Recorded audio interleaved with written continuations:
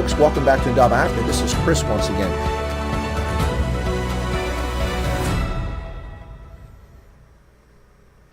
What's Hilijang, South Africa?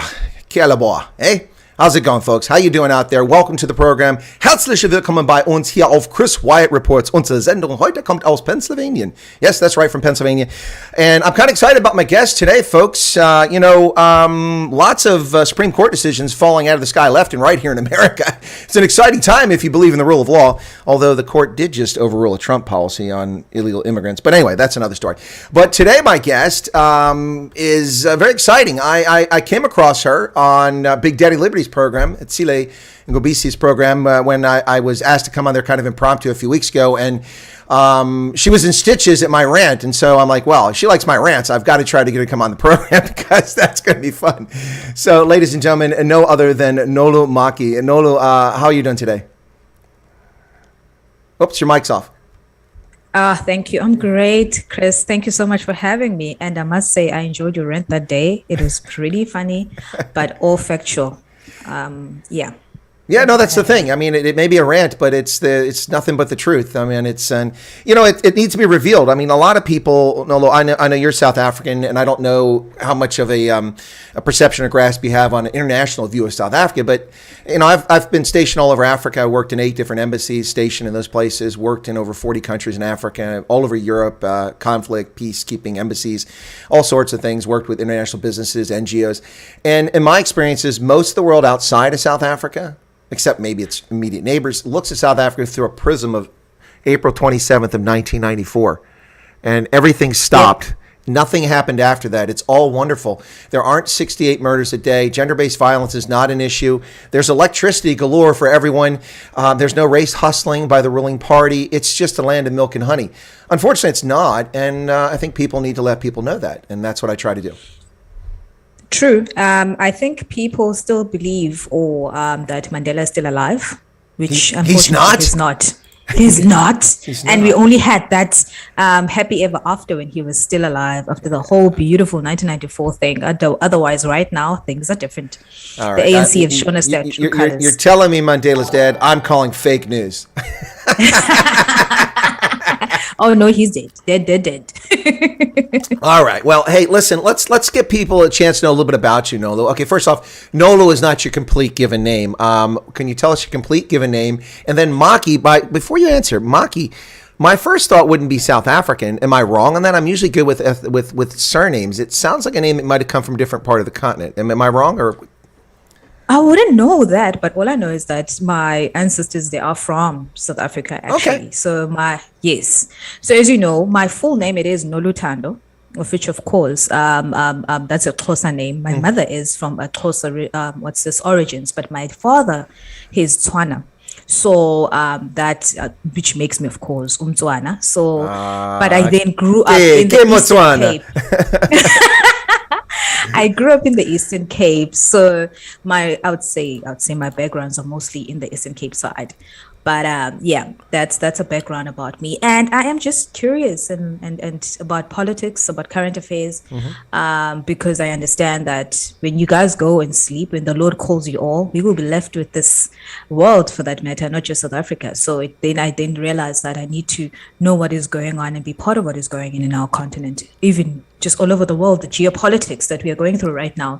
As you know, people are like, yeah, Putin is a bad man. Boris Johnson just said that he is a toxic masculinity. All of that, and our president said that the reason everything is falling apart is because of Putin. So when you don't yeah, but the problem with that, Nolu, is that it all fallen apart before Putin ever invaded Ukraine. And by the way, it wasn't an existential threat to the international rules-based global order when Russia under Putin invaded Georgia and attacked them, when they invaded Nagorno-Karabakh or Abkhazia, or shut down the banking system of Estonia, or interfered in the politics of Tajikistan and Kazakhstan and Uzbekistan. It was never an existential threat. It wasn't an existential threat under the great revered Barack Hussein Obama. Oh, Barack Hussein Obama. When the Crimea was invaded and annexed illegally by Russia, and Biden as vice president wasn't even aware it happened. Only now, is it an existential threat? You got to wonder what's going on. They're running out of things. But you know, it was the Rona, then it was Ukraine. Now it's monkeypox. Tomorrow, who knows what it'll be? Exactly. And the funny thing is, I've never seen a president who has so much time for celebrities like Zelensky. I mean, the Zelensky is a celebrity president who is in war. Let's be fair. He is a comedian of note in Ukraine. I guess so. So even that, I mean, for me, it's quite a first time I'm part of, I guess, the war. Because I would hear you guys talk about World War II, the First World. Okay. Nah. That's twice now, you guys. Look, I'm not 95 years old. I'm going to have to give you a smackdown here. That's, first she's like, when you all leave the planet, I'm going to live longer than you. I've got a 123-year plan here, okay? I'm just saying. Come on now. Come on. Look, and I have electricity, so when I need the paddles clear, they'll be charged. In your case, it'll be like, damn, sorry, Nolu, there's no juice. I know. Don't even make me. I'm tired of right now because I needed to have redundancy when it comes to my electricity. Let's not even get there. But yeah. All right. Well, let's talk a little bit about you. But before we go there, we don't have to talk about it today, but we'll definitely explore this topic in the future. First off, you are welcome to come on our program, and if you're interested, maybe even replace Nzuzo, who never shows up, for Kenaka, which I didn't realize you were Tswana, although you had kind of that look about you, but you're mixed, so it's not easy to tell. But yeah, I know. Yeah. So, but now that I know, now I'll definitely lay that on hard. We get you on Kenaka. But I must say, yeah. Chris, I love how you know I love how you know us, even our physique, the way we are. It's so beautiful, hey? It's funny. Thank you. It's very kind of you. It's a lot of people are just astounded that someone can make a distinction between different groups based on their mannerisms, their behavior, sometimes their appearance, that sort of thing. It's not always easy, but it's. Oops, we've lost you. Oh no, she's got load shedding. I think we lost her. Ooh, my goodness. That's going to suck if we lost her. Good. Whoops, she's gone there. Let me go back to this. All right, folks. How do I do this here? Okay, so, yeah, it looks like Nolu got hit by load shedding. She did warn me that might happen 7 minutes in. That's going to suck major league if we lost her. This was very interesting. I was about to ask her about her parents. So, anyway, folks, thanks for tuning in. Nolu Maki is my guest, if she can get juice again. Let's see if she can get back up here. But in the meantime, we were going to talk about politics in South Africa. And it looks like she's trying to reconnect here.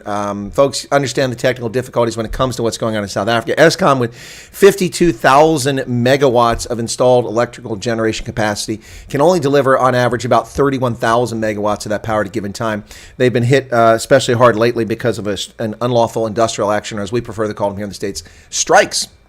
So, yeah, they're going through a lot of trouble there. Welcome to everybody in the chat while we hopefully we get Nolu back. John Jarvis, welcome to you. Oh, she's back. She's back. Sorry, Chris. Sorry about that. No, I was just giving it to you. I was giving a history and the installed generating capacity of Eskom. Yes, please. Sorry, I will be doing this, but I will try by all means to come back to you. All right, appreciate it. So we were talking about the fact that I understand things. So Nolu, I don't know how much you know about me other than the rant I had on Sile's program.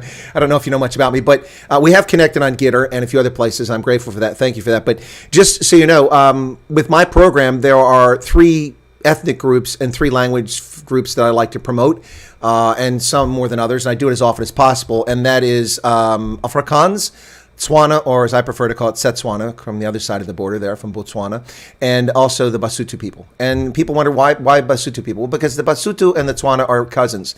If it wasn't for the Mfakani, they would have still been, right there next to each other, which separated them and led to all kinds of changes. When the Trek Boers came up, like, hey, there's nobody here, I'll take this land. Well, yeah, it's kind of a, artificiality, guys. They all fled because of Mzilikazi. They're running away from that guy in the Ndebele.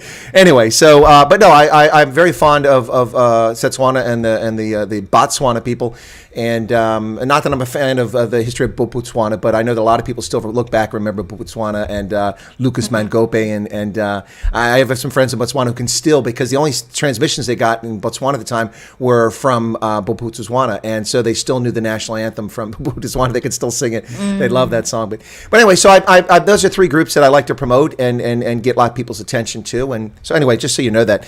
But now I did have a question before we go any further. When we talk about what you do in brand strategy and stuff like that, you don't have to answer it. You can save this for later. But I'm a little curious what your dad's doing wandering around the Eastern Cape looking for brides. What's going on there?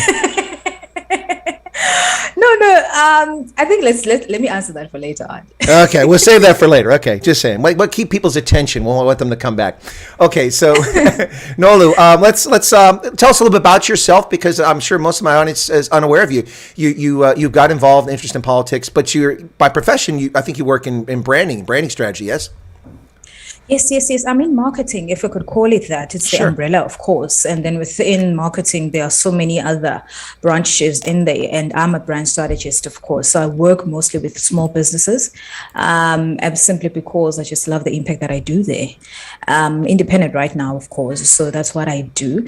But also when it comes to politics, I was like forced into it because my uncle used to feed me everything about the ANC. So it was like from birth, not even from birth for that matter, but he always used to poke my mind when it comes to matters of politics. I was interested in some days, and some days I wasn't. So it's always been, even when I go home, it's always been our chat. So that's my background right now. And also I do have my newly launched podcast, even my YouTube channel, which I am still trying by all means to keep up with it and make it alive. It's a bit of a challenge right now, but I'll just point that out here. Did you go to uni in South Africa, or did you go to uni? Not everybody does. Yes, I did. I went to a private university, actually. I went to a college for my undergrad and my postgrad. Of course, I did it at Vegas School, of which it specializes in brand and brand leadership. So that's where, of course, I got to learn a lot when it comes to my industry. Excuse me. It's not the Rona. I just had a cough. So what I want to ask you is that with the end, well, at least I don't think it's the end forever. It's for now. People need to remember that clause at the end of the sentence. The lockdown restrictions have been lifted for now. The NCC still exists. The undemocratic, unaccountable, capricious National Coronavirus Command Council is still in existence. So since it's for now, are you seeing any resurgence of interest? I know a lot of businesses are in desperate straits. A lot of restaurants, thousands went under, hotels collapsed, all sorts of businesses.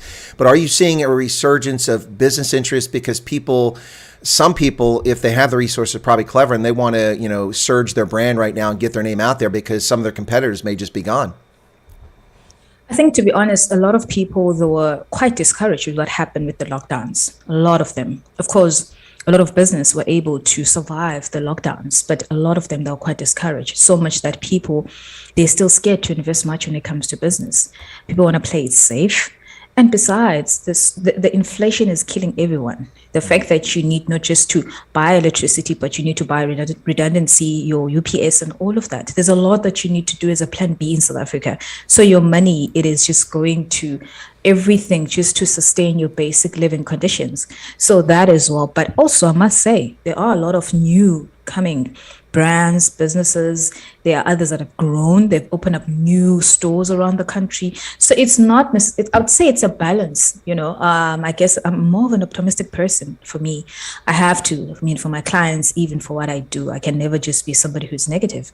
So I'm seeing this positive, I'd say, movement going on when it comes to business in South Africa.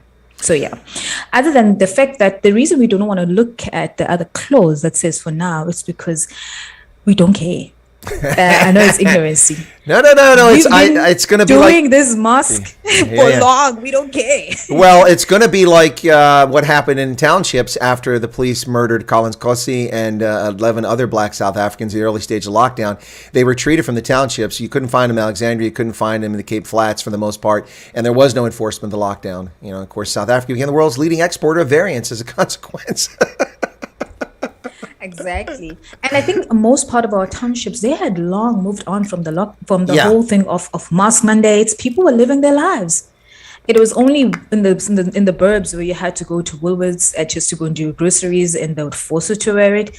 Other than that, no, not South Africans. They have a lot to worry about than just wearing a mask, by the way. Oh, I should think so. Yeah, it's just keeping the juice on is part of it. We should talk a little bit about that. I tell people because, Cyril Ramaphosa famously after the party conferences in late 2017, and I warned people about Ramaphoria, Ramaphoria. I said, look, this guy's not a brilliant businessman. He was handed all of his wealth. If you give me $450 million in 1995, I'd have $15 billion today. He has $450 million. That tells you a lot about that guy. I said, don't get too excited. Also remember, he's been the deputy president for years, so he's part and parcel of this. And don't forget Maracana. He was on the board at Implats. I think it was Implats was responsible for what happened there. But I said, calm down. I'll give him a chance. If he's serious, he's got a narrow win to do it here. But remember, he barely has control of the party. It was 35 vote difference. He won by 70, but you changed 36 votes, and Nkosazana Dlamini-Zuma becomes the president of the ANC, not Cyril Ramaphosa. People forget that. And you can see that in his appointments in the cabinet. All these stalwart radical economic transformation names that are still there in key positions. The fact that his opponent becomes, the Minister of Irrational Affairs and Non-Traditional Nonsense, or whatever her position is, Nkosazana Dlamini-Zuma. Irrational Affairs and Non-Governance. I have all of them. I have the Minister of Injustice. That's Ronnie Lamola. I've got a whole list of these ministries. But seriously. So, he had a chance, but it wasn't there. Now, the reason I'm building up to that, Nolu, and let me just get to this so you can comment on it. But the thing is that when he tried this foreign direct investment, I'm going to get $100 billion of U.S. foreign direct investment in South Africa. Much of the money, which is only about $17 billion, was already committed or planned on by Google and Apple and Amazon and others like that. It's not any real serious. In fact, we've seen a retraction. We've seen Heineken want to pull out, Toyota consider banning KZN altogether after what happened in the floods, and just all these companies coming out of there. And then even South African brands being sold to others. Distill is gone. It's not South African anymore. Now it's going to be owned by Heineken. So there you go. SAB doesn't belong to South Africans. It belongs to AB InBev, so selling of South Africa's golden properties. The point here is that people who are smart investors will look at South Africa, and if they're astute, will go, okay, first off, if I go to South Africa, and this is kind of what you're talking about a minute ago, I'm going to have to pay a lot of money to hire security guards and protect my resources, my location, my business. I'm going to have to install my own power generation and pay for diesel for the unreliable power so I don't have my computers blown up and I don't have my business shut down at a key point and my people can keep working. Oh, yeah, I'm going to have exorbitant healthcare costs because I'll lose people every week who attend week-long funerals for HIV and tuberculosis victims. Oh, yeah, people get murdered every day, so I have more security for that, for my executives. And oh, by the way, no insult to South Africans, but let's be honest here. The work ethic of many South Africans is not sterling. It really isn't. There's a reason why Zimbabweans do so well in South Africa. They tend to be polite for the most part. They tend to work pretty hard, and they're willing to take jobs. A lot of South Africans would turn their nose up. Whenever I go to a restaurant and I run into a person, I'm like, hey, so where are you from in Zim? He's like, how'd you know it's from Zimbabwe? I said, well, aside from your name, which was kind of a giveaway, you're very friendly and polite, and the service has been excellent, so you couldn't possibly be from Gauteng. Anyway, my point of all that long soliloquy is this.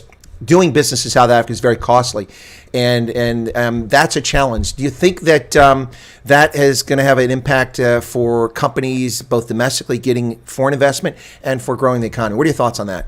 I don't mean to put you in a spot like an economist, but I think you've got a good view on this. I understand. Listen, there are parts in South Africa where you can invest your money. I'm not going to lie. Parts such as your Western Cape. The Western Cape, of course, out of the whole country, has the lowest unemployment rate. And also, when it comes to safety, yes, I know it has high crime rates in certain parts of the Western Cape. The Cape Flats, yeah. Enyanga, of course, Enyanga, Khayelitsha, all of those places, we know that, yes. But it's still one of the most thriving provinces, even the city of Cape Town, for that matter, it is quite thriving. You look at that and you see that it's because of different governance, right? And a lot of companies, they want to actually, in fact, they do invest in the Cape, because when it comes to innovation and in technology, the Cape has become the best hub, of course. If you remember, Amazon, they wanted to actually build another headquarters here, but of course, the virtue signaling group just don't want that to happen, which actually holds back when it comes to employment and all of that. That's number one. Of course, Gauteng is still the great place where you can invest. But now remember, back in the day, it was known for the mines and natural resources. But now when it comes to tech, because you know how tech has taken everything, you were talking about the Western Cape. There's a lot that the Western Cape has really been doing a great job when it comes to economical, I would say, growth of the country, not just for the here, but of the country. And then when it comes to the work ethic, this is where it comes from. Our government taught us to be dependent fully on them.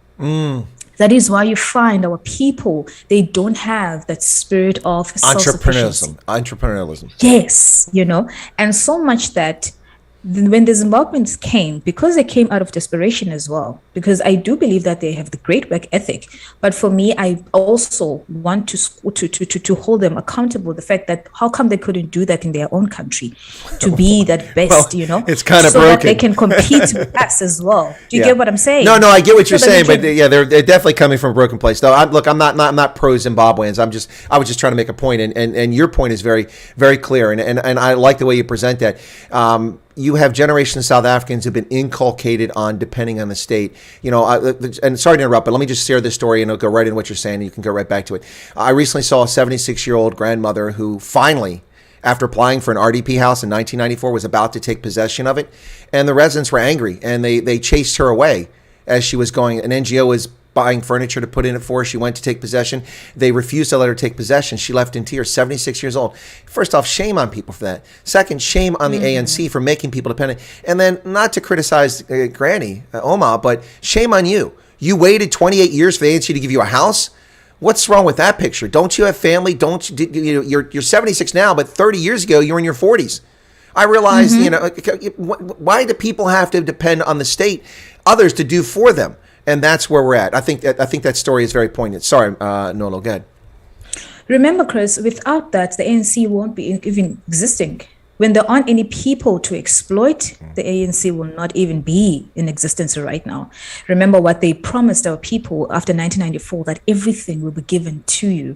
Our grandmothers, even our mothers, they believed in that. And those who held dearly to that, that is why you find that they believe and they are actually living out of social grants. So much that they can't think of anything else. They passed out that mentality to their grandchildren, to their children, and so on it goes, And hence that group has some resentment to those of us who believe in free economy, to those of us who believe in being self-sufficient, in starting out business, in wanting to make sure that you own your own living. You get what I'm saying? Absolutely. And hence you can never find it, I would say, exciting when Ramaphosa tells that they're going to create a smart city or they're going to create 500,000 jobs, something that they never fulfill. They're lying. Space satellites, space right? launches. You can't turn the lights on. You're going to launch a rocket into space. I'll tell you what. I volunteer to pay for Juju's flight on that rocket. I'm just saying right now. I'll put the money aside. No. And speaking of that guy, Juju, he is also, remember, as well as he is, I would say he has given birth to a generation of people who are just victims. That is malcontents. This whole Marxist theology and ideologies, they're really holding our young people into, I'd say they become these victims who can't do anything for themselves. They believe in actually living out their lives, feeling that they are owed by the white man. So we've got that lot as well. So our work ethic, it's I don't want to say it's an excuse, but rather also another fundamental thing, Chris, the lack of fathers at home. Yeah. I know this for my own. It's a father, Chris, who will teach you how to be diligent. Yeah. It's a father who will teach you about honoring work, and honoring discipline. Being a person. Exactly. So our houses don't have that. We know a struggling mother, and you would feel this kind of a feeling for her. You'd feel pity for her. You'd want to do things for her. But at the same time, you find yourself, you still attached to this whole ideologies of what the ANC has given you, that you're not supposed to work hard, So it's all those reasons into it. But at the same time, there are a number of young people who are Black, who are doing things for themselves in this country and who want to have opportunities and companies to invest in. But at the same time, don't also forget, Chris, that after this whole COVID thing, it really murdered our the middle class. Yeah. The middle class was really doing good.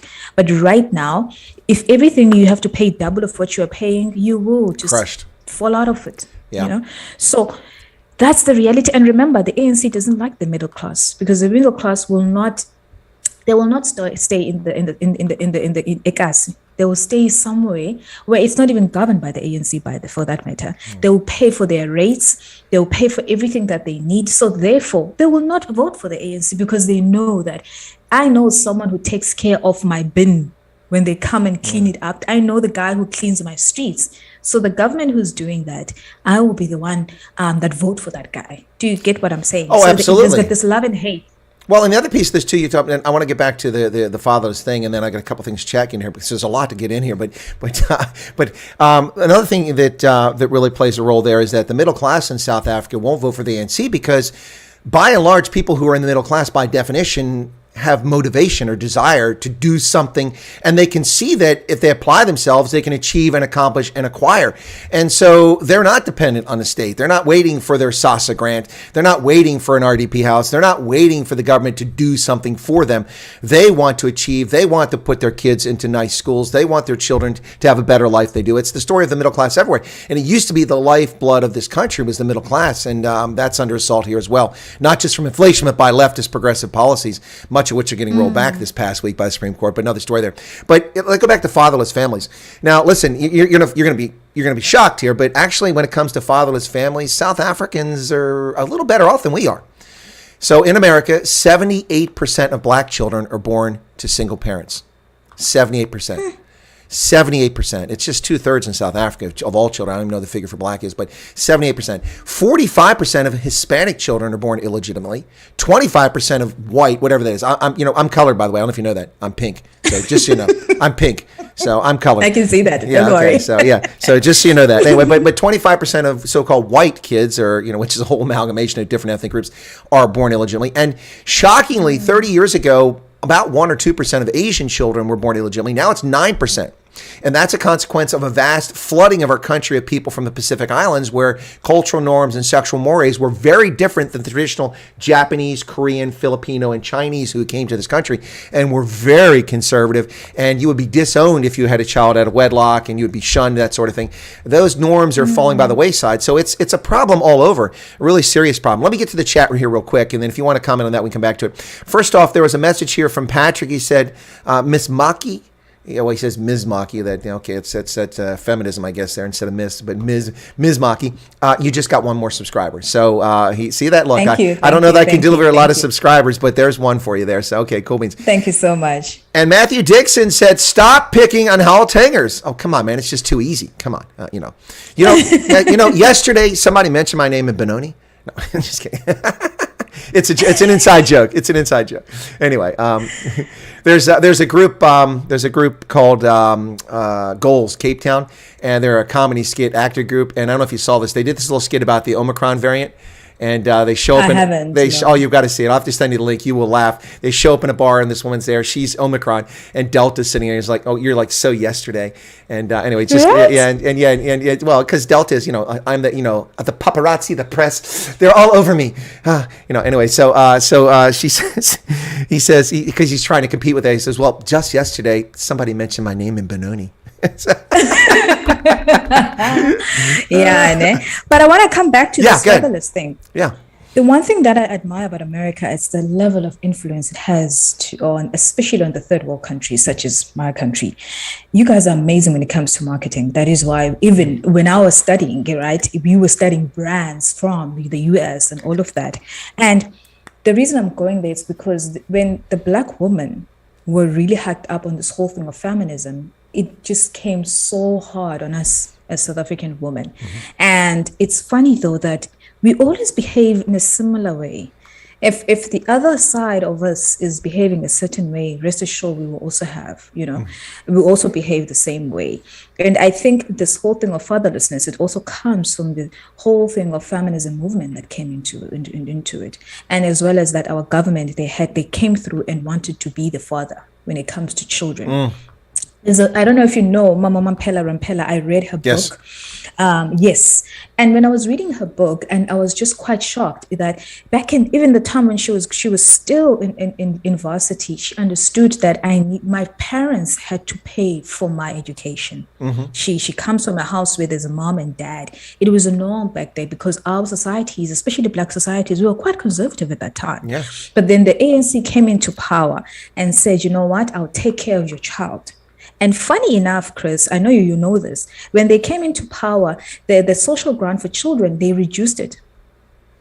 It was more when it was still the colored people you've just mentioned, the pink people. It was more the National Party. You know what I mean? Exactly.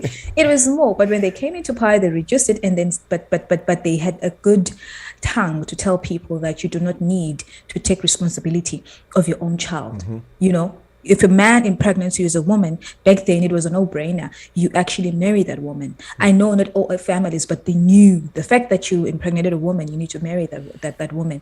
So feminism came and say, as we are saying right now, my body, my choice. So let me just play around and do whatever I want to do. And that is why we've got this crisis now. So well, I'm with America, you. I blame you. Black Americans, I blame you. Well, you know, you can throw the blame here. Look, we are very good at marketing. We've convinced the world that Joe Biden is our president. You know, I don't know, how did you guys, you used to be a powerhouse. I don't know, how did you guys, you got a guy who sleeps, a sleepy Joe? We've fallen so far so fast. It's unbelievable. Yeah, it just shows, you know, Ronald Reagan said that liberty is just one, you know, he wasn't the first to say, I think it was Patrick Henderson, but he said liberty is but one generation, you know, from disappearing. And he's absolutely right. The tree of liberty must be refreshed every generation. People must understand the sacrifices. You know, it's interesting because Civil War veterans from American Civil War, by around 1910, 1913, most of those people, of course, lifespans were shorter then. Most of them had died off and it became more of a distant memory. And now people are trying to rewrite history and lie about what the Civil War is about on both sides of the aisle, and because it's so far in the past, and most people aren't historians. The last Medal of Honor recipient from the Second World War just died yesterday. He was 99 years of age. That generation is almost completely gone, and the struggle against fascism that took place in the Second World War and the sacrifices America made for the world and the world went through are rapidly being forgotten about. People forgetting about the Holocaust, people forgetting about all the losses, Japan attacking America. It's crazy. I mean, you know, I served in the Gulf War. It was 31 years ago, Nolu. 31 years ago. Good Lord. When I was 8 years old, I thought 31 was ancient. You know, not 31 years ago, but 31 years of age was ancient. So it's just, anyway. Do you still draft your men? Do they still? No, we haven't had the draft since 1974. What's that? Of honor. I'm saying is it still a thing of honor where men, they would like, I look forward to go and serve my country. Oh yeah, no. Look, serving in the U.S. military. Well, it's actually under assault right now because of the nonsense with the wokeism in the U.S. military. Listen, I retired in October 2019 after 36 and a half years in the Army, 34 years active duty, and I wasn't ready to leave the Army, but by law, I could only serve as a full colonel up to 30 years as an officer, and I already had previous time as a sergeant enlisted. But so I had to leave because that's the law. Otherwise, I would have stayed on active duty. But if I was on active duty when this lockdown started, and now with this wokeism, I would have retired. I would never have put up with this. This is insane. Our readiness is in jeopardy. You know, the Air Force is finding its most important mission is to promote transgenderism. That's not your mission. Your mission is to defend the nation. Now, your job isn't to discriminate against transgenders unless that's the law of the land. It's not. So why are you promoting this? Why are the military so wrapped up in gay pride? The Marines taking Marine helmets and putting rainbow-colored bullets on a band around the helmet. What is that? That's nonsense. That's ridiculous. So yeah, but serving in the military here is something that for 4 decades now, almost 4 decades, has been a great source of pride and great respect. And I will say this: Americans are very generous when it comes to respecting the service of veterans, all veterans, and they're it's really good. So I've been very fortunate, Nolu, where I served in Africa. Most of the places I served in Africa, I could walk around in American uniform everywhere I went. And be greeted very well. When I lived in Liberia, where I rebuilt the armed forces of Liberia, whenever I was in uniform, Colonel, yeah, U.S. Marine, U.S. Marine, no, U.S. Army, guys, U.S. Army, not Marine. Anyway, but I mean, you know, no harm would befall me. I could walk to the most dodgy part of town where people being knifed and stabbed and gunshots going off, and they see me in uniform, and you know, it's like, you know, because they respect Americans, they love America. When I was in Botswana, people love Americans in Botswana. You know, and Botswana's a funny place. They're stuck between the UK Commonwealth English and American English because American TV and Peace Corps volunteers. They have softball there. You know, they don't say roundabout. They say traffic circle. They don't say robot. They say, you know, traffic light. But the Botswana, they like Americans by and large. Everywhere I went in uniform, people are great. Now, I will say that in Liberia, when I walked around or jogged at night and not in uniform, I was a target of criminals more than once, but I survived them. And then in Uganda, A lot of respect for the U.S. military there. Easy access, no threats to me because of that. And Ethiopia was a little less, was more lukewarm because of the history there. But wherever I've served in Africa, I've been very fortunate. Of course, in America, very fortunate as well. So I've never really dealt with negative views. You deal with occasional people like that. I mean, I was on holiday in Estonia once, and I was on a ferry going to one of the islands from the mainland. Had a rental car, a hire, and there's this guy there, and we started chatting as a Canadian, and I offered him a ride, and oh dear God, what a mistake that was. He's a Canadian. Oh, George Bush, Iraq, Abu Ghraib. Shut up. Dude, I'm giving you a ride. You'd be walking in freaking 8 degrees Celsius weather, freezing your butt off if I wasn't so generous. Quit preaching to me. You don't even know what you're talking about. I'm an intelligence officer. I actually know those things that you're blabbering on about. You know nothing. Anyway, so yeah, but it's being a soldier in the U.S. military has long been. Now, there was a period after Vietnam when it was not good. Veterans were disrespected. Yeah. We had a draft army. They were abused. They were mistreated. They were poorly taken care of by the Veterans Administration, which is supposed to take care of their needs. But yeah, no, it's something great. It's a shame that South African veterans don't get the same sort of recognition from both sides. Those who are actually combatants in MK, not the 100,000, but the 2,500 actually served in the bush, you know, who weren't killed by the ANC themselves at Quattro. Ooh, more secrets of the ANC. Yeah, so 2,500 or so, and then the SADF members. I mean, wherever you sit in the political spectrum, those who served in uniform or conscripted into the South African Defense Forces served their nation, which was the nation at the time, and they should be respected for their service. Some people take issue with that, and I don't care. The funny thing, Chris, that our army was quite respected all over the world. It was incredible. When the time the National Party was in power, we were the beast at that time, and we were Colossus. There's so much that ANC has destroyed.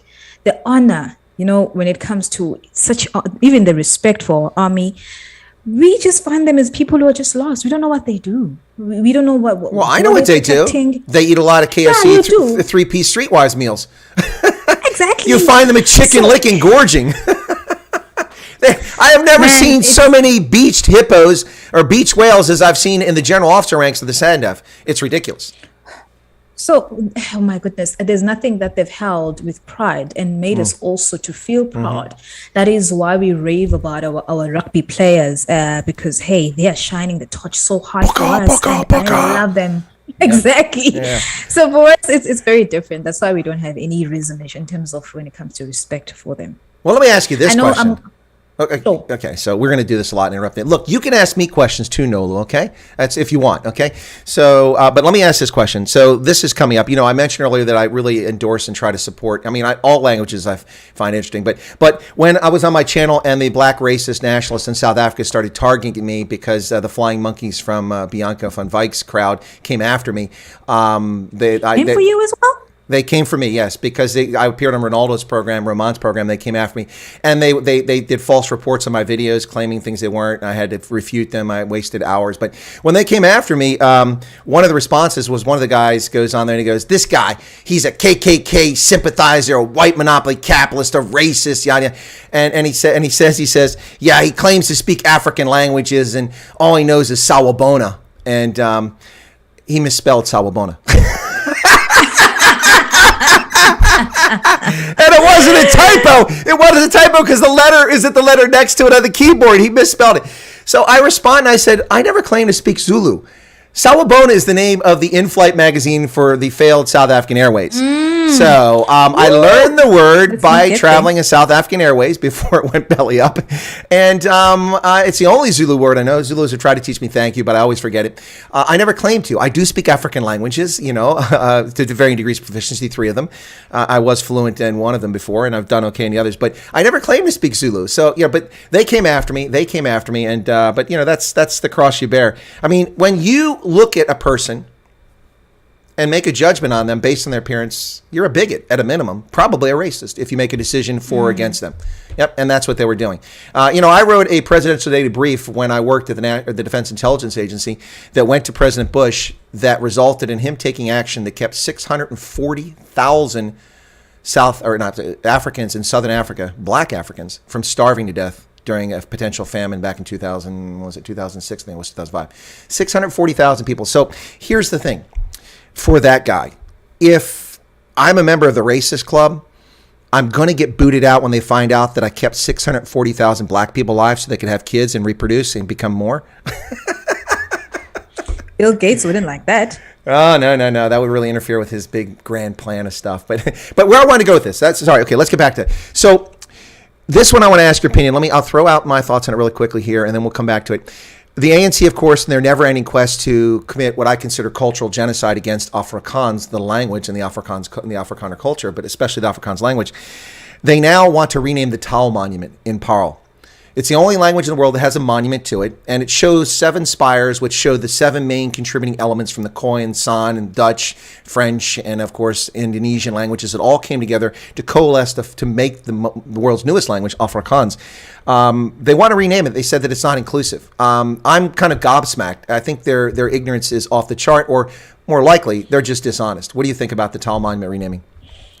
Listen, the ANC excels in wanting to rename things they've never built in the first place. Because I can't show you one thing that the ANC has built so far instead of just breaking everything.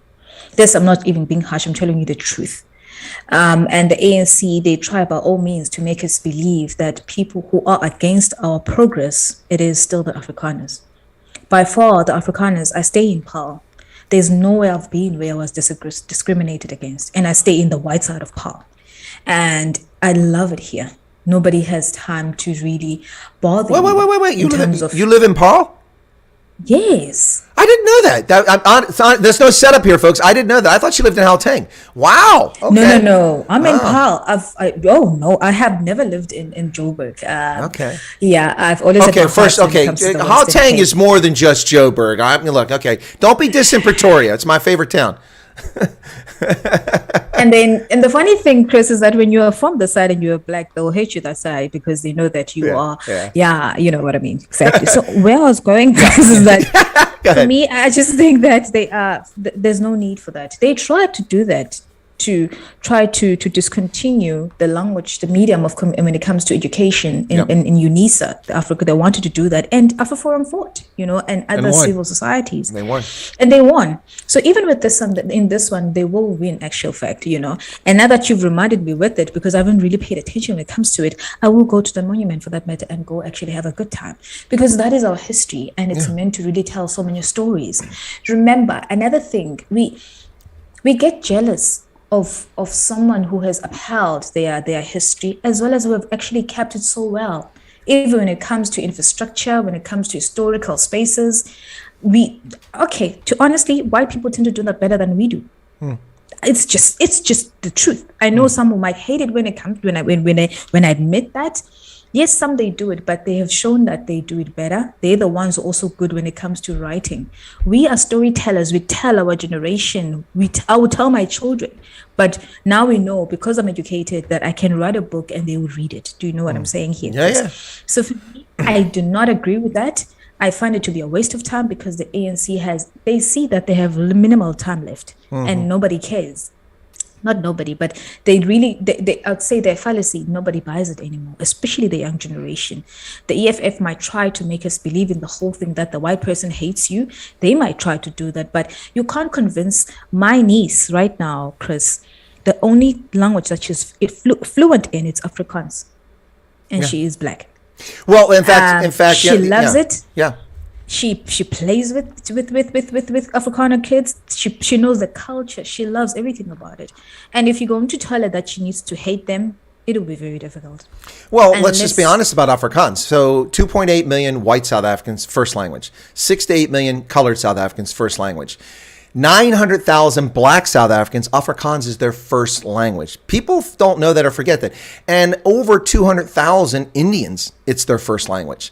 So, yeah, that's important. Now, Deval Kurt says, ask if I still do my program with Ronaldo. Yeah, every Wednesdays with the Colonel. Actually, for the past 3 weeks, we did it on Wednesday. We've been pushing it to Thursday because he had meetings and I was busy. But we do it every Wednesdays with the Colonel. And Deval says, listen to the real experts like Ted Blom or Odez when it comes to ESCOM. Ted Blom, been a guest on my program. He has ill health, and mine is probably the last interview he gave, unless he's given one recently. Good guy, knows what he's talking about. Odez is an arrogant shithead ass who has no business talking about anything and can go to hell. He's a piece of slime, and that's all I have to say about Odez. So there you go. That guy gave me a copyright strike on a video he didn't own. He didn't own a video, public domain video that someone sent to him. He put up. All he did was load the video when protesters were attacked in Cape Town at Greenpoint, one of the protests. The cops were beating them up, and I covered that event. I gave analysis about the event. I stuck videos that were public domain, attributed them to the place I got them off of Twitter, and then and included that video, which is 40 seconds. All he did was load that video up, and in the quotes you can see it says, "Thanks someone for getting it." Because it showed up in his YouTube feeds as someone else is using his content, it wasn't his. He told YouTube that I stole his content, and I was shut down. I had a copyright strike for 3 months because of that. So Odez can go take off. Anyway. People are just petty. Yeah, they're very petty. It wasn't his content. If it had been his content, he was supposed to come on my program. People asked me a couple years ago to get him on. I didn't know anything about the guy. So I reached out to him, and he said, yeah, I'm happy to come on. And then he kind of, yes, and back and forth. And he just kind of blew me off. And I said, fine, he doesn't want to come on. He's a busy guy. He's building his content in his channel. No problem with that. But he has my contact information. And if you have a claim against me, be a man and say, hey, Chris, you're using my content. Could you take it down or give me credit for it? First off, it wasn't his content. Second, he didn't do that. So he's not a man. He's just a wuss. Piss off. Bye-bye. Sorry. I haven't gone on a rant about Odez in a long time. Anyway, but yeah, so no, but yeah, I appreciate that view. Hey, folks, you're listening to Chris Wyatt Reports here with my special guest today, Nolu Maki, who is a lovely, confused young lady who doesn't know if she's Xhosa or if she's Tswana. So she's trying to sort that out. I'm trying. But let's talk about that. I mean, seriously, growing up, they're not the same people, and there's some different traditions. Did that play a role in your maturation as a young lady, from both sides of the fence there? So if you remember, I think this also happened in the US. A lot of men, my dad is a plumber, and he was in construction. He worked for the Moraine Roberts companies. I mean, he went around South Africa building places. That's why he landed in the Eastern Cape and saw a beautiful person called my mom. And then that's where I came along. So of course he moved on, but then he is one man who believed in always being part of my life, and of course I'm not the first child, but I'm the last born. From his side, he has four other kids besides me, and then in that's where I've been at home where he come from, and I do know I can hear the language, but I can't really speak it as fluent as I'm supposed to. So he had to travel around. That's why I actually spent most of my time with my mom.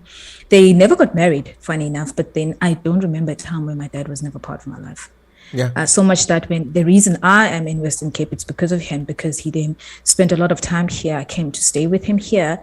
That's when I did, of course, my tertiary education here. So that's what happened when it comes to me being raised by my dad. And the medium of communication when it comes to me and him, he would speak my language, of course, language meaning in terms of my mother tongue, but then he's bad when it comes to it. But we would communicate in English as well as in Xhosa. So, but when I tell people that Dingu Mtswana, but that's just that my mother Xhosa. So yeah. Yeah, so that was, someone just said here that, it was L by 5 pence said, Chris, it's good to hear Nola's personal voice. Didn't get much time at Big Daddy Liberty. Yeah, nobody does. It's tough. Big Daddy Liberty's trying to get a big panel. There's a lot of people. He does a really good job of balance from place to place. But if you want to hear more about a guest, it's a little frustrating. And that's why I wanted to get Nolu on the program here, so that people get a chance to hear a little bit more about her. I saw, I really enjoyed it because, I was still ranting. I could see you just rolling. You were rolling in the chair. I'm like, okay, this is somebody that, and then I heard you talk, and like, she's got stuff to say, and people should hear what she's got to say. So that's why I want to get you on. But so let me ask you about languages here. So Xhosa is your first language, I assume your mother tongue, yes, because you grew up with your mom, and then you speak English. I imagine you probably speak Afrikaans as well. Anything else? I would say isiZulu, but not that. I'm not that great when it comes to the language as well. Sawubona! Yeah. Sawubona. isiZulu as well. I'm quite lazy to learn other languages, I'm going to be honest about that. Okay. Simply because where I am, I want to sharpen my Afrikaans. I used to be so fluent, until I stayed in Cape Town, where it's mostly English, Yeah. Yeah. So isn't that ironic? Cape Town is English, but then the English ran it for a few centuries from there, so that's not too. But you ever hear people speak Xhosa? Xhosa, what's that now? Oh, Xhosa. They claim it's a separate language, but it's a dialect of Afrikaans. It's Xhosa, yeah. Oh, sorry, you mean the colors? Yeah, of course. Who else? My brew. Okay, who else? Of course they do. Of course. Colors rock, man. They're too funny. I love them, right? I think most of us do. I love them. Yes, of course, they're around me. Some of them, they are close to where I stay right now, So, yeah, otherwise, they do distort the language with the way they speak. But hey, they do.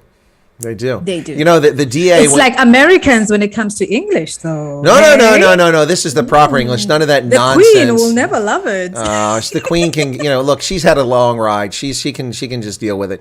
70 years, I think she's had enough time. That's, she can suck it up. Can I ask something about that? What's Please that? give me the background. Can I ask something about that? Why did you have to change the whole language to fit the American dream? Like, we didn't change the whole language. We just, modified it in a simple fashion, kind of like. What is a route? What is a route? Well, it depends where you. Route. Well, in America, it is a route. It is a route, depending where you live. No, it's a route. Some places it's a route. Some places it's a route. But see, a root is spelled R-O-O-T, and you dig it out of the ground. A route is spelled R-O-U-T. It comes from the French and from Norman, and it is a way, a path, a direction. I find it to be very funny. No, it is, but the difference in English, you could do hours on that. It is funny between Indian English and Indian, subcontinent English, and UK English and Australian English. All those people have lost their minds. Australians are just English white trash. That's who they are now. Let's forget about that, Chris. Before I leave, I want to ask this: how did you guys get to give airtime to complainers and not doers? We know Americans as doers. We know Americans as innovators. Yeah. What happened? Why am I seeing your AOCs crazy? Sure. It's a long path. Let me explain. And Kamala Harris to be your deputy president. Anyways, continue. We don't have deputy presidents. It's vice president. That's only in South Africa. Sorry. Got to be My factual. bad. Words matter. Okay, so here, look. This has been my thesis on this for a long time, and it was a slow roll. So we had counterculture in the 1960s as a consequence of rebellion against the existing system.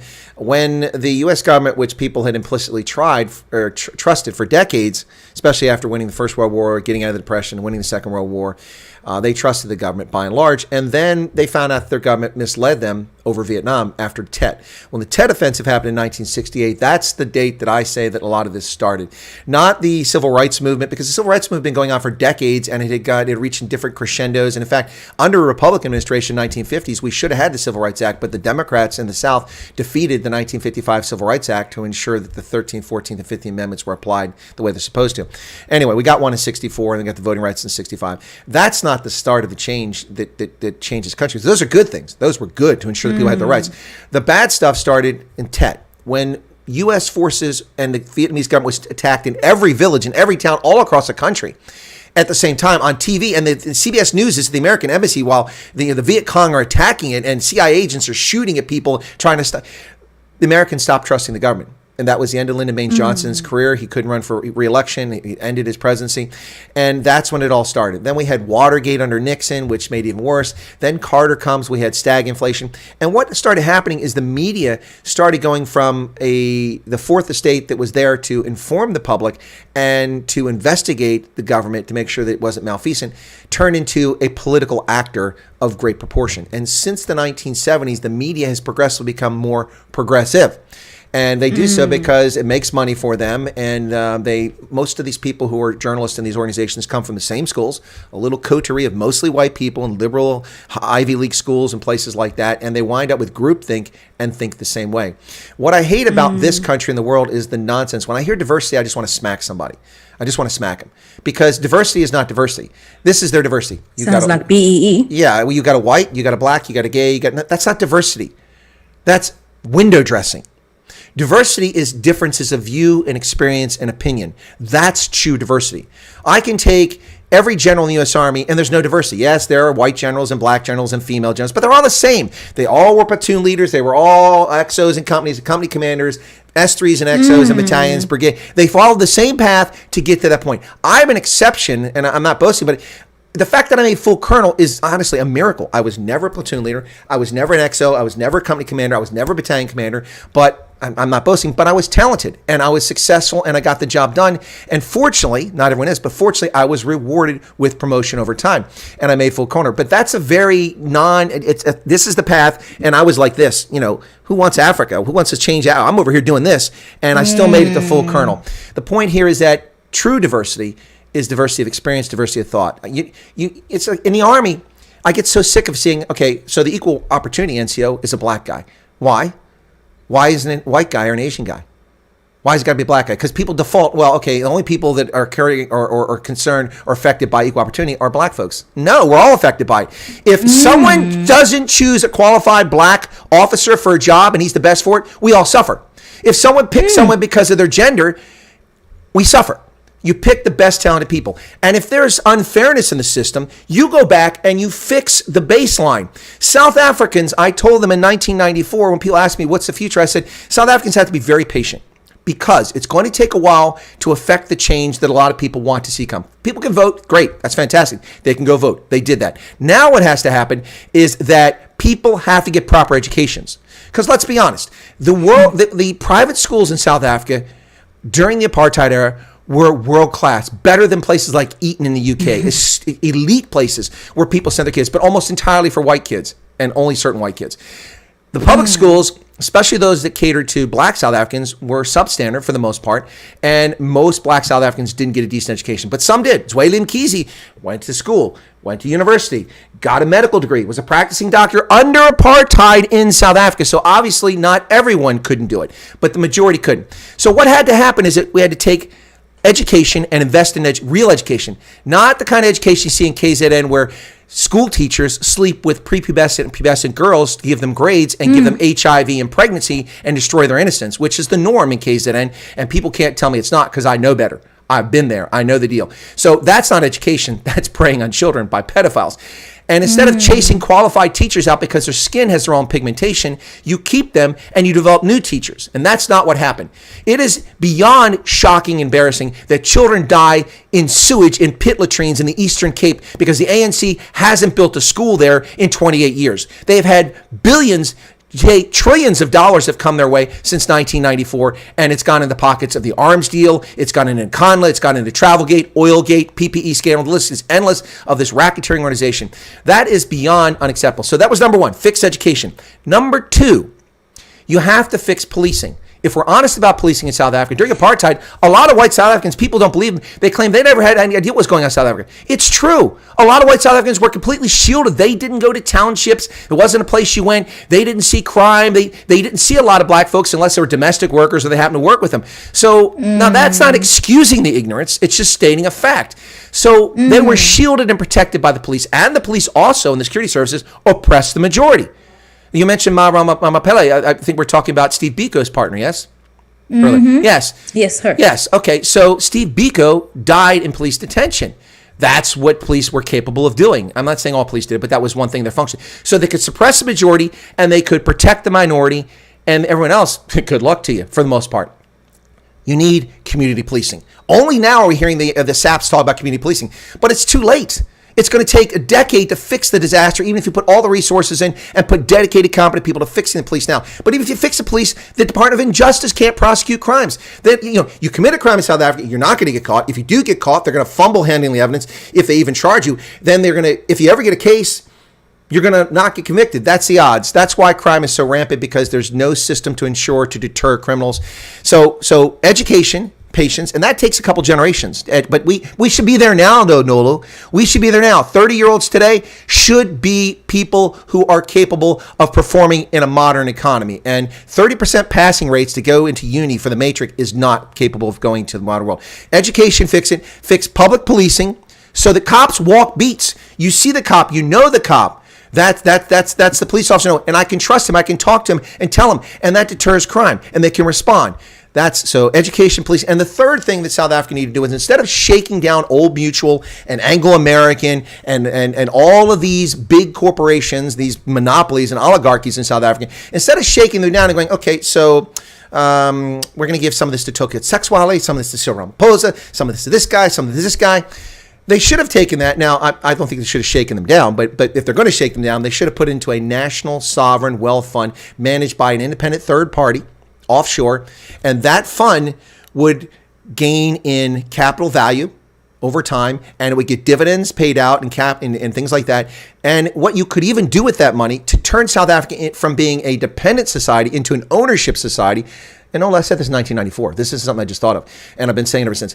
Turn into an ownership society is South Africans, based on income level, could receive a payout monthly or quarterly from that fund as it get dividends, it sells and buys and sells stock and assets, and they would get it and go, look, here's a statement. Oh, look, look, I got 200 Rand this month because they did well. So you have a stake in things going well and the economy growing and things performing, and you become owners. You have a vested interest in society, not someone who waits for the ANC to show up and turn on the post office so they can collect their SASSA grant, 350 Rand, $23 a month. That's disgusting. So education, public order policing, and a national sovereign wealth fund. If those three things have been done and done correctly, South Africa today would be a land of milk and honey. It has such incredible potential, human capital, natural resource capital, physical beauty. It's an amazing country, and the ANC has destroyed it.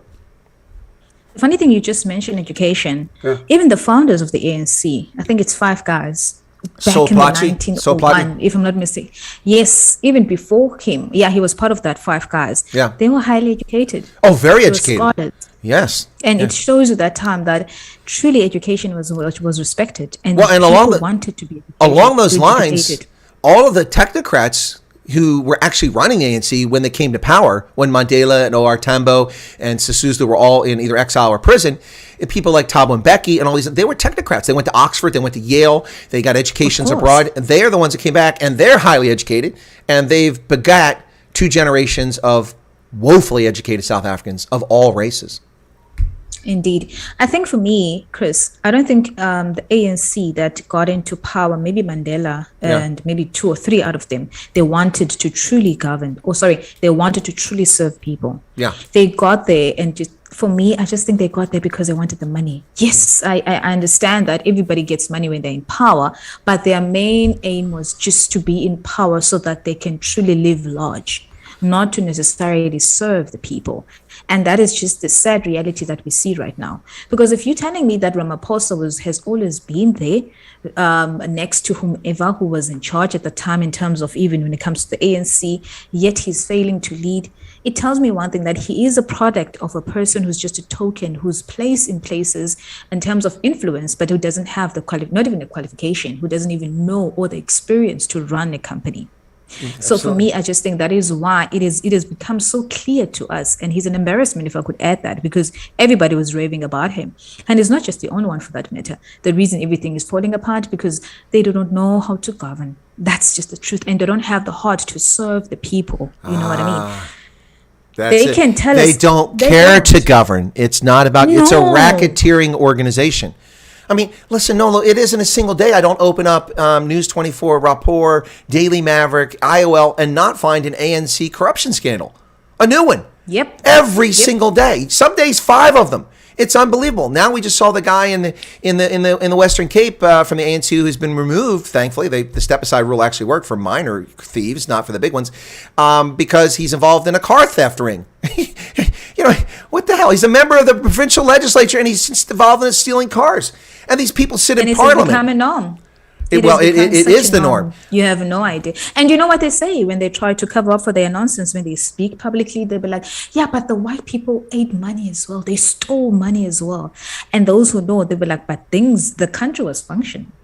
Here's the education system was actually in a good condition. Yeah. Yes, they did, and I'm not even going to lie about that. What they did, I believe it was crime against humanity. It was wrong what the National Party did. By no means will I condone it.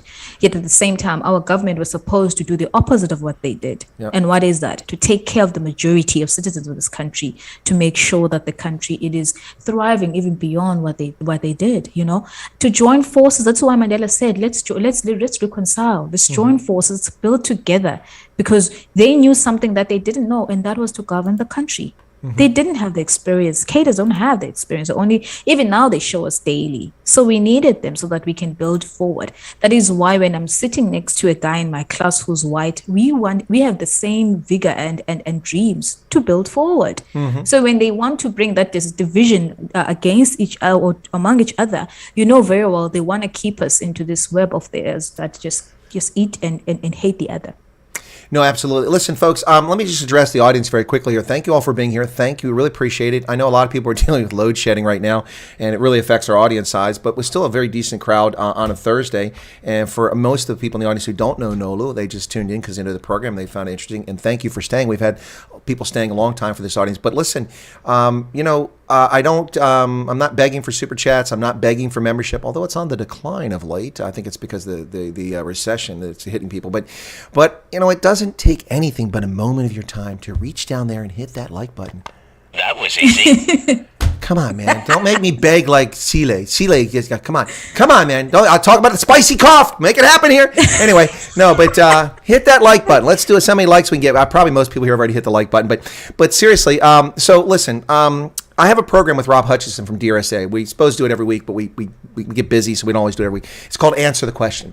And basically, we're the Wise Bros. And so someone else named us the Wise Bros. So we do it on Thursdays normally. So we're not doing it today. I didn't get in touch with Rob. We're doing you today. We're having a conversation with you. That came out completely wrong. We're having a conversation with you today. Sorry. But so I'm going to put you on the spot like I do with Rob, because this is usually the answer to the question section. So Nolu Maki, answer the question. Do you, in your residence in Pearl, because I'm coming there on vacation, or it's not a vacation, I'm coming there to work. I'm coming to Pearl in August. Do you, in your residence in Pearl, keep plastic wrap bags of US dollars stuffed in your furniture? I'm just curious. I hear it's the norm in South Africa. I wish we had. I'm starting to really believe in keeping money now. Hard cash. It works. I used to be scared, but listen, we should. It's so much easier than those pesky Forex forms and the revenue service and all that SARS. I wish we could. I wish we should, but we don't. We don't do that. I think you probably missed my series. I had a series right after that happened. I had interviews with Cornelius van der Laundering, who is the CEO of the Ramaphosa Palapala Savings Bank, and we interviewed him about what was happening at the savings bank. And then he went on the run, and he claimed to be in the Northern Cape, but it looked a lot more like he was near the Tlokwang border crossing towards Haparane. So I'm just saying, but Cornelius van der Laundering, we're still looking for him. He disappeared. I think he's hanging out with Eric Masisi in Austria right now. Just saying. I said that on Sitle's program, and I'm going to say it again. Yeah. That in the ANC, you can't be clean. Ramaphosa had to be the bad guy, or let me say he had to be the thug, like the others. Not that he wasn't. He's always been, I believe, he's the most corrupt, as President Begi's brother said it, person when it comes to in the ANC right now. So I wasn't surprised, just that the media is just being hysterical about it.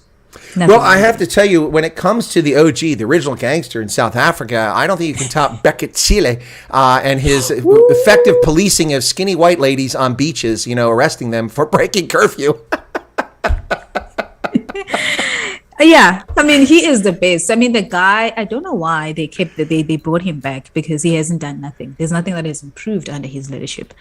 Instead, our policing, they're going down the drain. So yeah, he's the bad guy. Sisha calls him the S-hat. Look, it's I mean, if Trevor Noah wasn't such a turd, he could go back to South Africa and be very funny. There's so much comedy material there to deal with to make people laugh. Oh no, he doesn't do any comedy about Ramaphosa these days. Oh no. No, he doesn't do any comedy at all. He's not even remotely funny. He's just an ass. He used to be funny. When he was in South Africa, he was at least funny. I mean, I listened to him in South Africa. If we're going to listen to somebody funny, we probably should listen to Riyad Musa. That guy will just make you laugh your butt off. He's hilarious. But remember, he was funny when Trump was in office. So his career was about Trump, eh? He was very funny at that time. I didn't think. I'm saying the left is a lot. He wasn't, but he was made to. Yeah, no. You know what I'm saying? Yeah. So right now, yeah. No, absolutely. It's just crazy. So, you asked me before we did the program, you said, hey, Chris, what topics do we want to talk about here? So we've talked a little bit about education. We haven't really talked about governance or coalition, but Let me ask this question about, the African Continental Free Trade Agreement is something that has been heralded by African elites for some time. While I find it a potentially bonanza for Africa, the reality is it's just a piece of paper and countries are not being sanctioned. So for instance, Botswana is now levying 400,000 pula fines for importing vegetables and fruits from South Africa. And people are going hungry because you can't buy them because nobody grows them in Botswana. The absurdity of that is off the charts. And that's protectionism. That's a violation of Southern African Customs Union regulations. That's a violation, the oldest custom union in the world, by the way. That's a violation of the SADC agreements. That's a violation of the African Continental Free Trade Agreement. Yet they get away with it. And I'm just picking on Botswana. But the point here is that the African Continental Free Trade Agreement, while it may be nice platitudes and there's great potential, there's no copyright protection, there's no trademark protection, there's no right of redress. If you cheat me as a business person and I want to take you to court and I'm in Togo and you're in South Africa, unless I go to a court in South Africa, there's nothing I can do. There's no arbitration, nothing. So with that in mind, have you thought about the African Continental Free Trade Agreement with respect to South African brands? Because in a lot of Africa, when you go somewhere, it's South African brands. But South Africans, in my view, haven't leveraged that well enough. They could have done better. So for instance, you go to Ethiopia, there's no South African brands there. They're all Turkish brands, all this stuff. But there are, at the end of apartheid, when South Africa was no longer the pariah and it could go everywhere, South African Airways should have had flights to 70 destinations and been the biggest air carrier in Africa. South African ShopRite should be everywhere. Games should be everywhere. It is in some places. Chicken Lickin', as bad as Chicken Lickin' is, they should have expanded, all these places. And I think the South African brands, some have excelled, but many have missed the market. Do you think the Continental Free Trade Agreement will play a role, or what are your thoughts on South African brands across the continent? The problem with us in Africa as a whole is that our governments are all corrupt. Let's start from there. And it's like ours.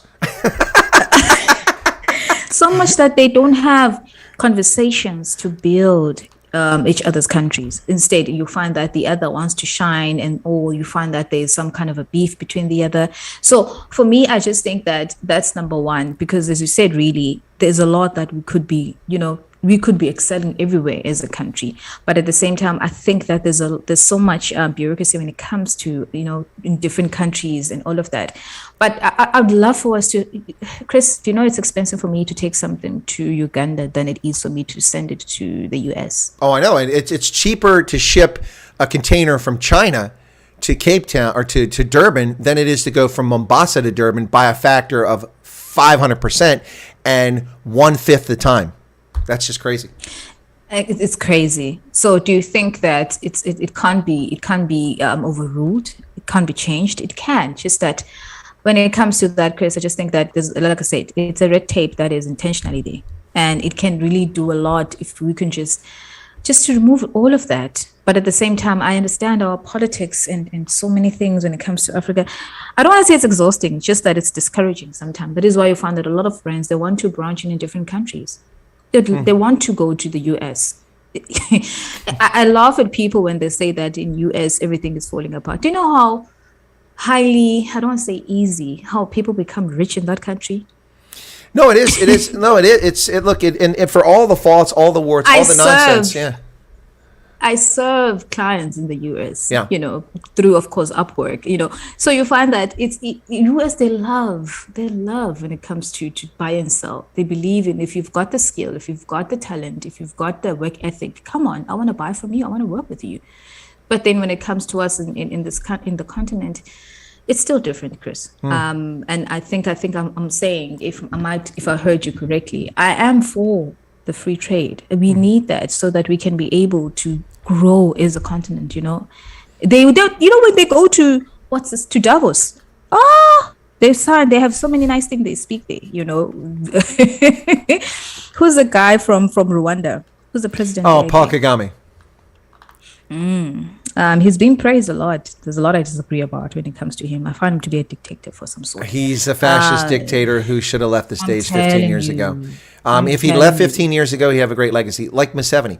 If Museveni had left in the 90s, he'd have a great reputation. But instead, he's just a tyrant who's oppressing liberty. And it's the same with Kagame. And people are like, but the streets are clean. The IT works. You have 5G. You can start a business in 3 days. So what? If you're oppressed, You're not going to get entrepreneurialism. You know, the reason Silicon Valley succeeded before California became a cesspool, the reason why we have tech centers there and in the Research Triangle, North Carolina, and in Massachusetts, the reason why America has been so successful, because people have the freedom to express themselves and to take chances. And America is a place where you can fail and dust yourself off, get up, and start all over. But in the rest of the world, if you fail, it's game over. You'll never get another chance. It's that one shot. And that's what leads to so much corruption, because people know they've got to make sure they get theirs, because as Michaela Wrong wrote about Kenyan corruption, it's our turn to eat. You've hit it on the nail right there, Chris. I'm with you. I see that for my clients. Like, oh, these guys love entrepreneurs. It is so exciting to work with people from the US. Of course, they've got a lot of politics nowadays. I mean, the whole thing of it can be boring. Now we are loving the people from the islands, the UK. They're great, of course. But Americans, they're getting you get a different cultural feel when it comes to them right now because of politics. And it's, you know, I think you can attest this. The press, if you believe the press, you would think that the people of the world over hate America. They hate America. America's an evil place.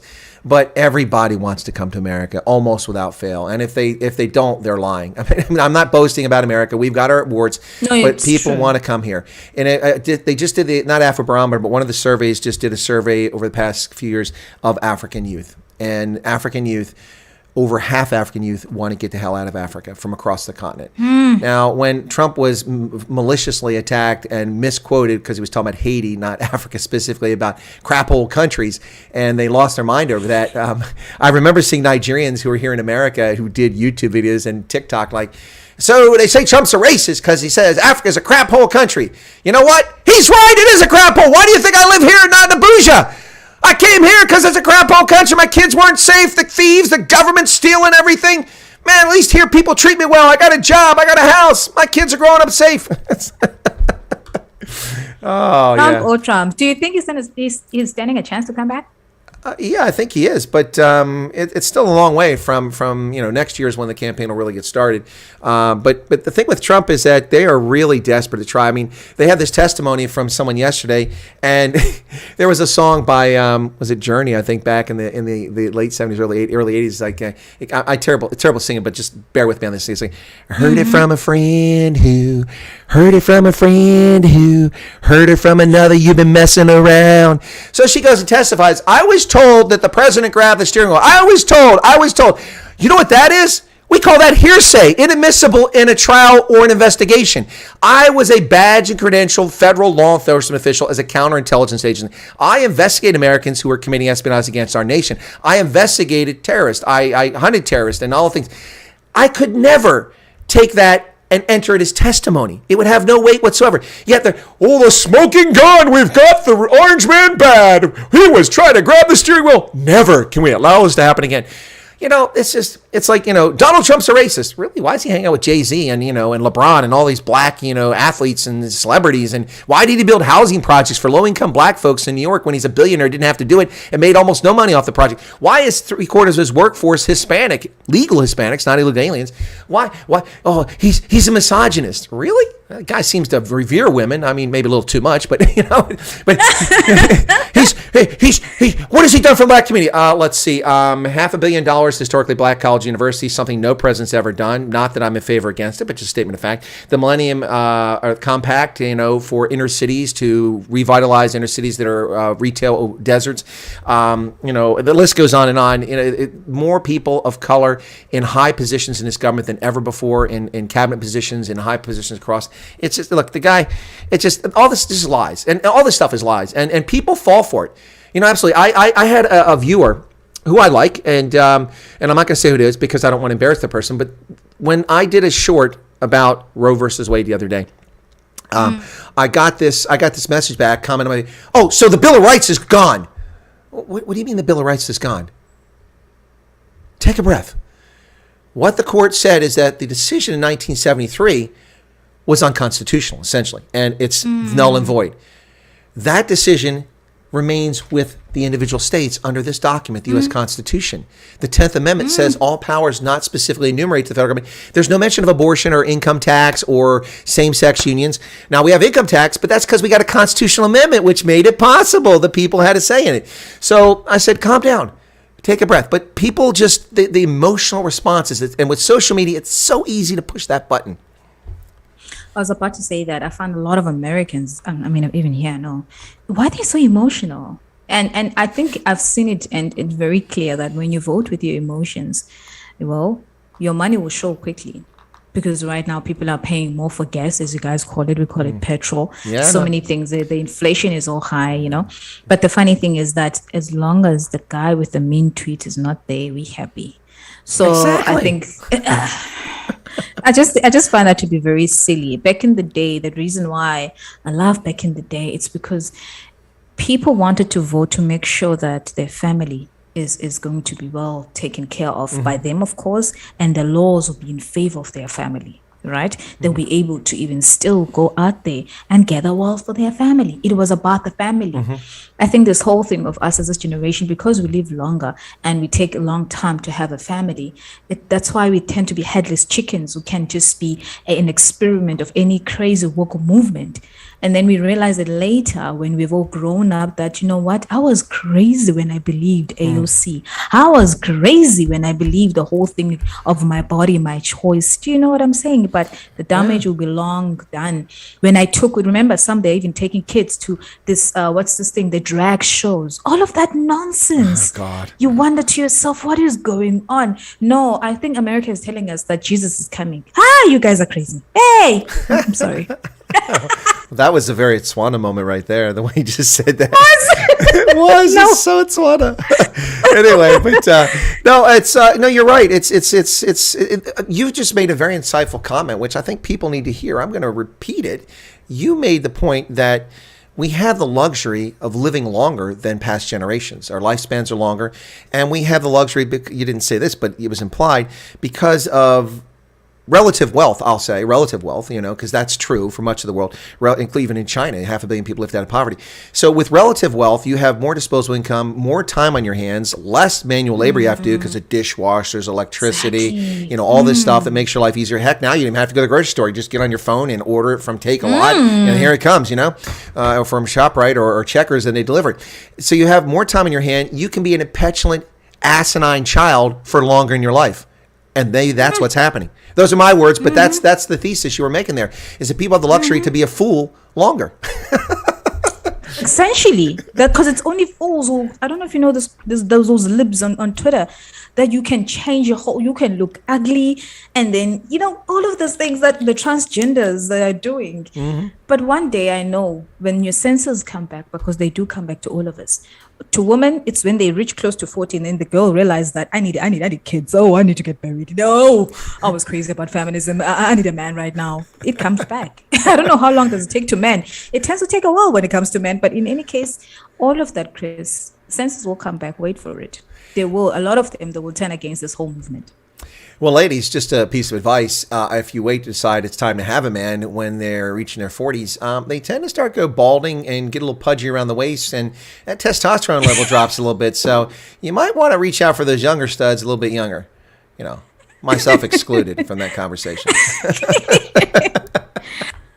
So that's the thing, but you know what? We are a young continent, Chris. When it comes to the in Africa, we are very young, and we are quite energetic. But I think we're also the ones that can be used by movements as well. That is why the whole Marxist movement it sounds appetizing, because we want to take what we were told belongs to us, even though we've never done anything to earn it. Well, you're entitled to it. It's your expectation. My goodness. And because of that, you owe me. Right? You took this from my ancestors. Fees must fall. Give me free education. And Right. Did you see that they've just burned the MUT? What? Burned the MUT. I'm telling you, they've burned the MUT. I was furious. I remember I tweeted about this, a while back. I never did a short video that we are just going to the dogs right now as this generation. Because tell me, what will that fix when you burn down a building under the name that you want NSFAS to give you the money right now? Money that is not yours, by the way. Odds are you might not even pay back that student loan, but you're demanding it back. You're demanding everything about it. So the next child can go in there and go and study. Do you know that one of the best things that the Zulus did was to build varsities in the townships? Something you don't necessarily find in other provinces and cities in this country. That is great. You can walk to go to school, tertiary level education, and you can still stay at home, But all of that, hey, I don't know what's going on in KZN. They want to ban everything. Everything. Well, they've had a dry run. They had the ANC's internal insurrection in July of last year, which the Ramaphosa didn't even mention until 4 days into it. Can you believe that? He's still running around chastising people to get the jab, and the country's in flames. And I don't want to hear the nonsense from people. I still stand by my assessment. I covered, by the way, this isn't rocket science, so I'm not claiming I'm brilliant, but on the 29th of June last year, when the Concord found him in contempt, I said that there's going to be chaos in KZN. I didn't know how Teng was going to happen because I didn't have anybody on the ground to give me good feedback. But it was not hard to predict. And then listen to the South African government. We didn't know. There was no intelligence. Look, I'm sitting in Pennsylvania. I may be an expert on Africa, but I'm not there. I don't have criminal intelligence assets on the ground telling me the beat of the street. I can just read the tea leaves and do an analysis and see what's going on and tell you what's going to happen. And I knew for certain once that he was ordered to turn himself in by the 4th of July, which will always stick in my head because it's our Independence Day. Zuma was supposed to turn himself on the 4th of July.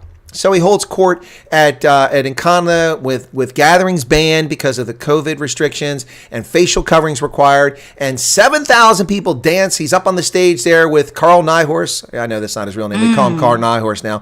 Carl Nyhorst. And also all those people stand up there and they're dancing. And by the way, Carl's the only one that wore a mask, so I'll give him credit for that. But they're all standing up there dancing. Ace Magashule. And then he's too ill. Kofu was there. Yeah, he's too ill to go to prison, but he can dance and expose him. I might get COVID in prison. Well, dude, stand next to 7,000 people. You might get it too with no mask on.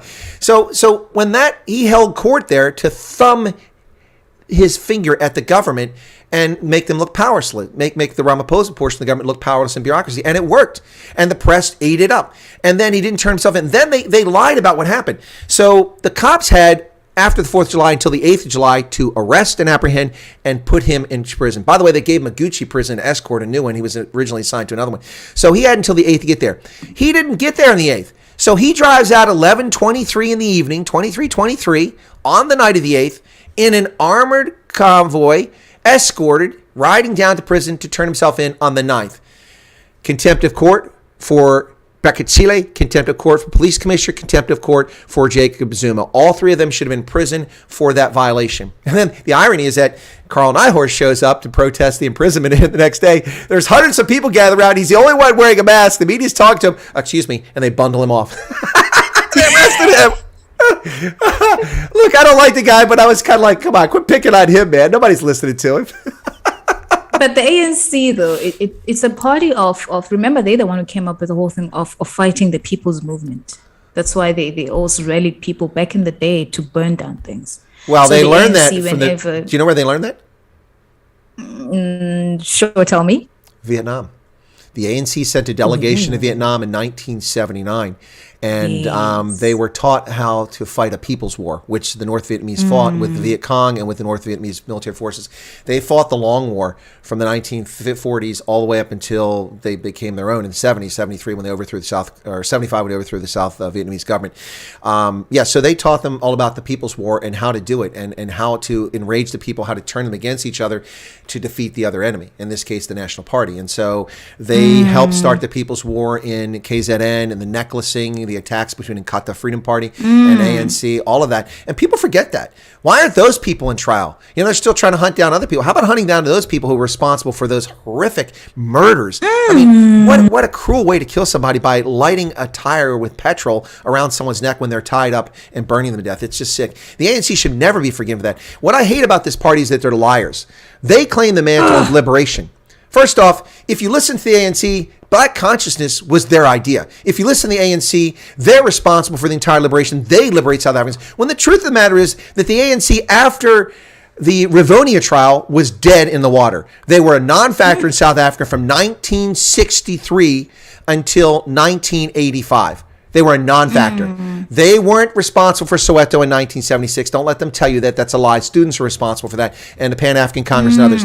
But the Black Sash movement, Helen Suzman, Steve Biko through the Black Consciousness Movement, the Pan-African Congress, they're communists, but the truth is they played a role and they made a difference. And all of the journalists and all those who risked their lives abroad, the sanctions people overseas, all these people played a role. But if you listen to the ANC, it was the ANC that delivered the country. And that is a lie. It's an outright disgrace. And every time I see them try to claim the mantle of Black consciousness, I expose them for the frauds they are. They had nothing to do with the Black consciousness movement. By the way, for those who don't know what it is, it's not racist. It's telling people you should not be ashamed of who you are. Be comfortable in your skin. There's nothing wrong with being who you are. If you're, and I take the Black consciousness movement and I carry it across. There is nothing wrong with being white. There's nothing wrong with being Indian. It's who you are. It's an immutable fact.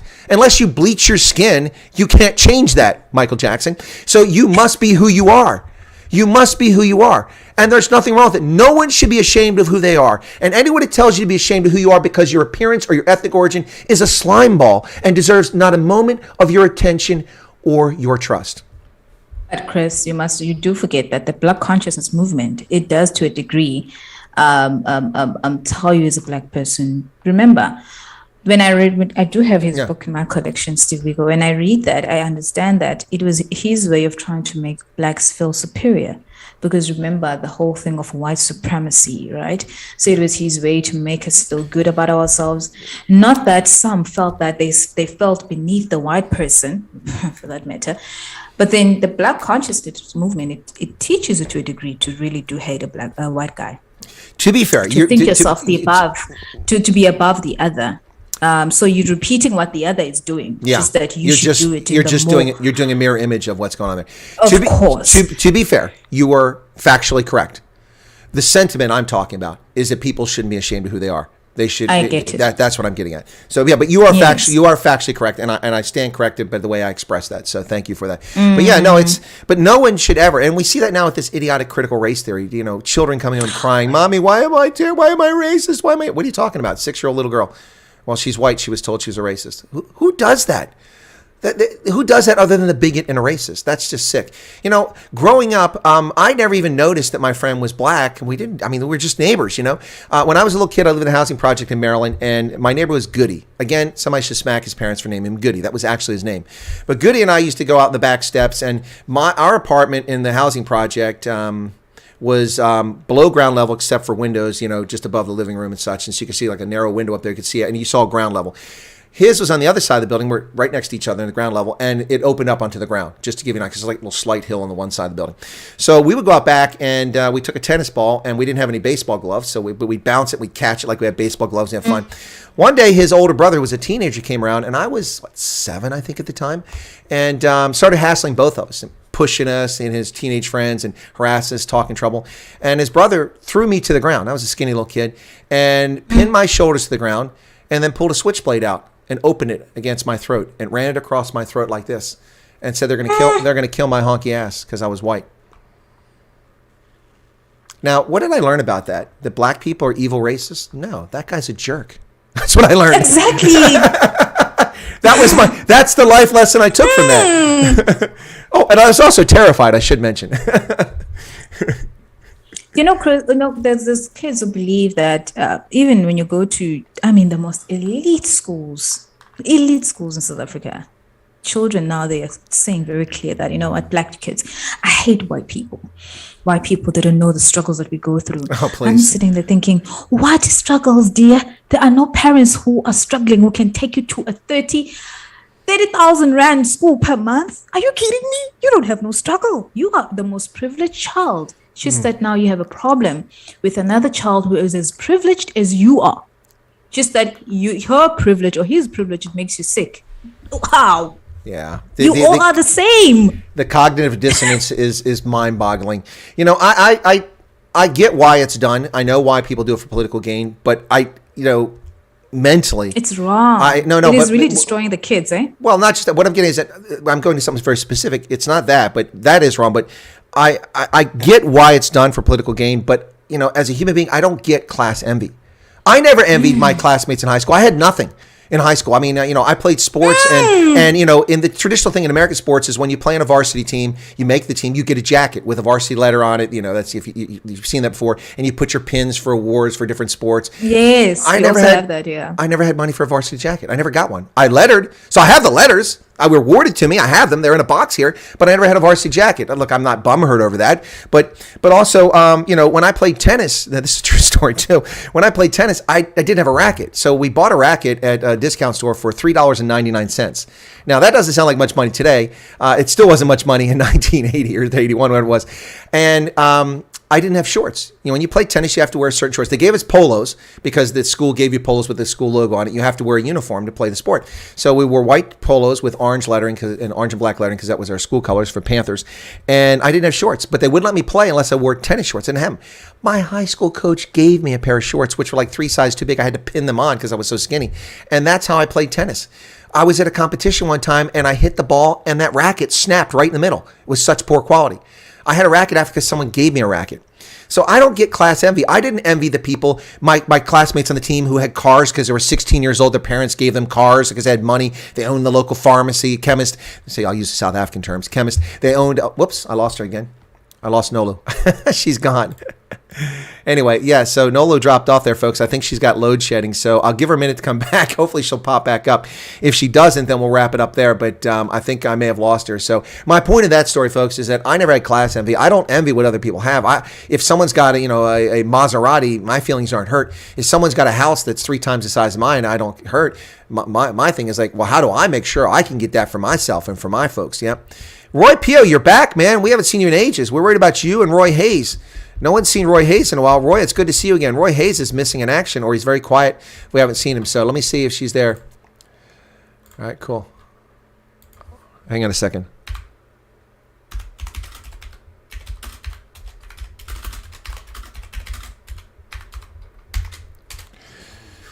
Yep, she just wrote to me. So I'll work harder, buy it yourself is the way to go up. Thank you, Cosmic Cultivators. Yeah, Ron Funderspol in from Bloemfontein. Welcome, Ron.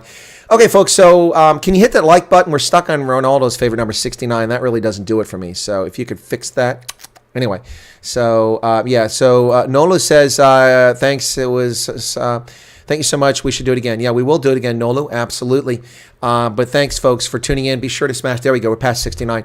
And you can find more about Nolu Maki if you'd like to know more about her and check out her social media. Right below this video, there are links to her Gettre account, also to her podcast, and to her YouTube channel, Instagram, Twitter. She's on all those. You can go find her. And I think that you'll find that she's pretty cool. Pretty cool. So... don't have credit cards. I always pay with what I have. There you go. Well, credit cards are okay, Cosmic Cultures. Let me give you my theory on credit cards before we run off here. So the thing about credit cards is that in the modern world, you almost have to have them. I was at Twickenham for the Sevens tournament, and I wanted a bottle of water. It was only £1. Well, I had a coin. I put it up on the counter from the vendor, and they said, no, we don't take coins. We don't take money. You have to use a credit card. So I couldn't get water. So I'm going to dehydrate and die. And so credit cards are important for that. The other reason for credit cards is that emergencies happen. You're traveling, your car blows a tire, your engine blows up, you need to be towed, you need repairs. No one carries that kind of cash around them, at least not everybody except Cyril Ramaphosa and fools. So credit cards give you that flexibility. They also help you build a credit history. My recommendation with credit cards, though, to everybody is that you treat it like a charge card. The difference between a credit card and a charge card, which were prevalent in America in the early days, was all charge cards, like American Express was a charge card, not a credit card initially, is that you just pay it off every month. You get a grace period on credit cards, usually 21 days, and if you pay the balance off in full every month, there's no interest. So basically, you're getting a no-interest loan for 2 to 3 weeks after you make a purchase. And as long as you live within your means, you can also get perks from that. You can get miles accumulated for travel. You can get cash back, which is a capital return, which is not income. So credit cards are fantastic. And I recommend that people have a few credit cards because sometimes that card doesn't work or the chip doesn't work or the reader doesn't work and you got to have a backup. Plus, if you travel abroad, you want to have a credit card that doesn't charge you a foreign currency transaction fee. So credit cards are fantastic, but they're a tool. And like anything else in life, you have to understand how to use tools and use them properly. Anyway, once again, folks, thanks to my guest, Nolu. She was fantastic. I hope you guys enjoyed it. Devalt's talking about Shaka killing people. Yeah, we don't know the true figure how many people died during the Infekane. but it was probably over $1 million for sure. And Cosmic says 2 cars and a house. There you go. Well, that'll build your credit as well. That'll definitely build your credit. Right, Patrick, thank you. Thank you for becoming a subscriber to Nolu, folks. Why don't you guys go over and push up her subscriber base? I'd appreciate that and help her out. She's got a new channel, and I think she's pretty awesome to talk to. So there you have it, folks. And she lives in Parle. I didn't know that. That's pretty cool. Anyway, folks, I'm sorry to get to more chat, but we were having a pretty lekker conversation there, and I hope you guys enjoyed it. So don't have class envy. Go out and achieve on your own and accomplish. God bless and have a good day, folks. I won't be doing a Night Owls because I've got some running around to do, plus prep for rugby tomorrow. And I did do some shorts earlier. Check out the shorts. The Supreme Court today, 2 decisions. The one decision, they struck down the Environmental Protection Agency's overreach in setting limits on carbon emissions from power plants. That's been struck down as 6-3 decision, including the fake conservative John Roberts voting for it. But then in a decision that goes against the Trump-era policy of stopping criminal alien invaders and fraudulent asylum seekers from entering this country because they never go to court. They just run around unsecured and unsupervised in this country. Trump came up with a policy that kept them in Mexico, where they applied for asylum, and then when they were rejected, they never got in the country. The Supreme Court has said that the Biden administration has the ability to overturn that, and they do, because it's a policy. It's not a law. Executive orders can be overruled by another executive. So every executive order in existence today could be set aside by Joe Biden if he could read them.